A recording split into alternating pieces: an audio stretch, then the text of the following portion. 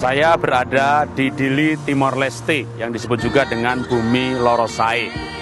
Portugal masuk ke Timor tahun 1520, lalu 28 November 1975, mereka mendeklarasikan kemerdekaannya dari Portugal.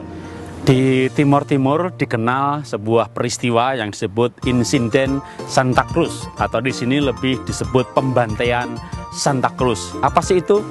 Itu peristiwa penembakan para mahasiswa oleh tentara Indonesia pada 12 November tahun 91. Ketika mahasiswa beriring-iringan prosesi masuk ke kuburan memperingati penguburan rekan mereka, Sebastião Gomes, sebulan sebelumnya yang ditembak tentara Indonesia.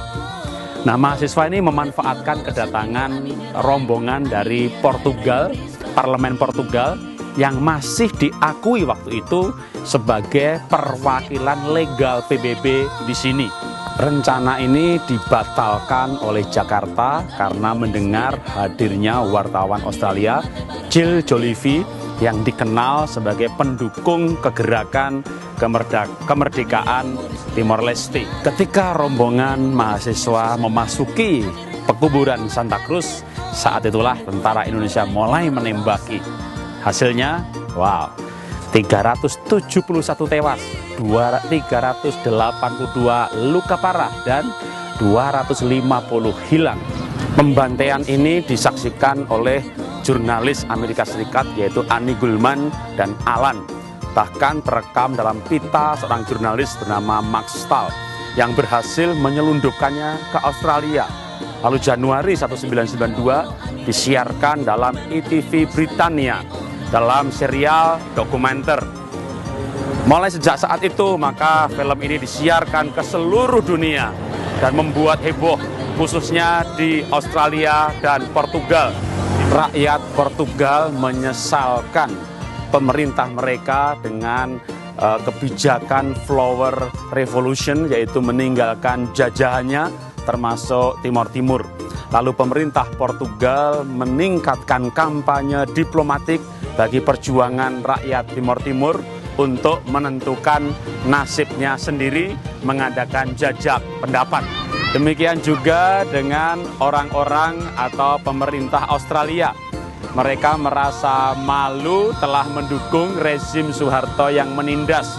Insiden ini mereka lihat sebagai pengkhianatan terhadap bangsa Timor yang telah bersama-sama berjuang bersama Australia pada waktu Perang Dunia Kedua melawan Jepang atau Insiden Dili 12 November.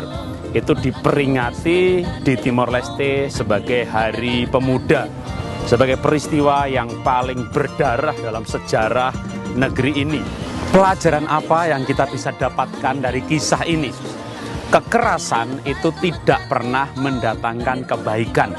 Kekerasan selalu mendatangkan kerugian bagi yang melakukan kekerasan. Karena dalam dunia ini, dalam hidup ini, dunia itu membela yang tertindas. Bahkan ada sebuah filosofi, Tuhan itu membela yang tertindas. Baik dalam yayasan, dalam partai, dalam sosial, atau dalam politik, orang-orang yang mengalami penindasan, aniaya justru naik ya popularitasnya atau dukungan rakyat. Karena itu kita hidup di zaman yang saat ini di mana yang namanya demokrasi, kasih sayang, keterbukaan itu sudah menjadi keharusan. Maka kita seharusnya menyelesaikan masalah itu bukan dengan kekerasan, tapi dengan dialog, dengan keterbukaan, dengan demokrasi, dengan pembicaraan. Itu sebagai langkah yang harusnya dikedepankan. Dan tidak pernah ada masalah yang tidak bisa diselesaikan kalau dikomunikasikan, didialogkan. Selesaikan semua masalah hidup ini bukan dengan kekerasan. Itulah inspirasi dari Bumi Lorosai. Salam dahsyat, luar biasa.